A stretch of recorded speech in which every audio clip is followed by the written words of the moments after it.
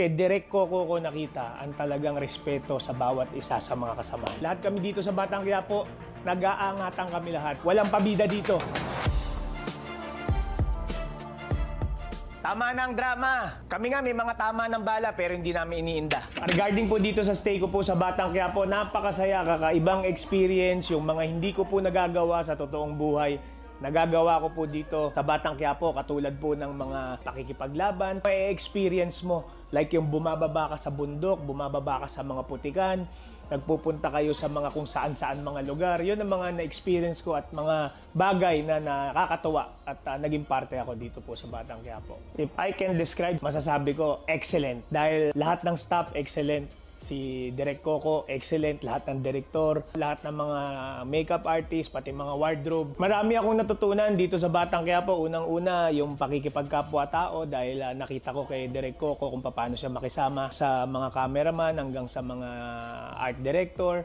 Lahat parang barkada niya, talagang nakakatuwang tignan si Direk Coco. Nagiging inspirasyon siya para sa amin lahat. Kay Direk Coco ko nakita ang talagang respeto sa bawat isa sa mga kasamahan niya. Hayop talaga kay Dumiskara.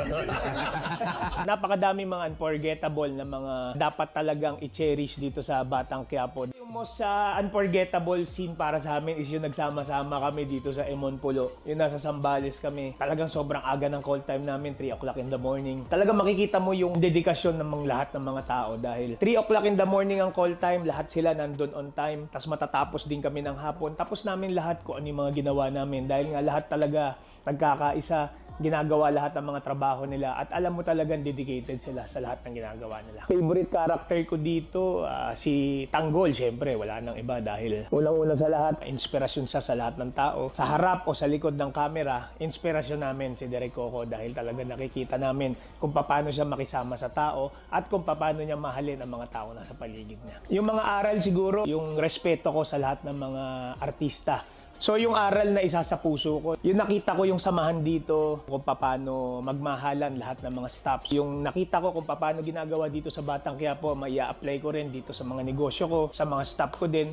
Ganun ang pakikisamang gagawin ko kung paano yung ginagawa ni Direk Coco sa mga kasamahan niya. Yun nga, siyempre nakilala tayo kahit paano. Pag lumalabas ako na tinatawag akong Raul na, talagang makikita mo sa mga tao talagang sinusubaybayan nila itong Batang Quiapo gabi-gabi. Isa pong karangalan na mapasama po, lalong-lalo na po sa mga batikan na artista. Sample na lang po natin si Kuya Bo, si Christopher De Leon, sila Ate Cherry Pie, sila Mami Osang, Dante Rivero.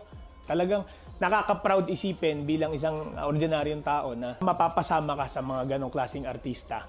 At makikita mo kung paano sila makisama at kung paano kanila suportahan sa mga role mo at tutulungan ka talaga nila. Hindi ka nila ida-down, talagang iaangat ka nila. Lahat kami dito sa Batang Quiapo, nag-aangatan kami lahat. Walang pabida dito. Talagang lahat pantay-pantay kami at alam namin nagmamahalan ng isa't isa.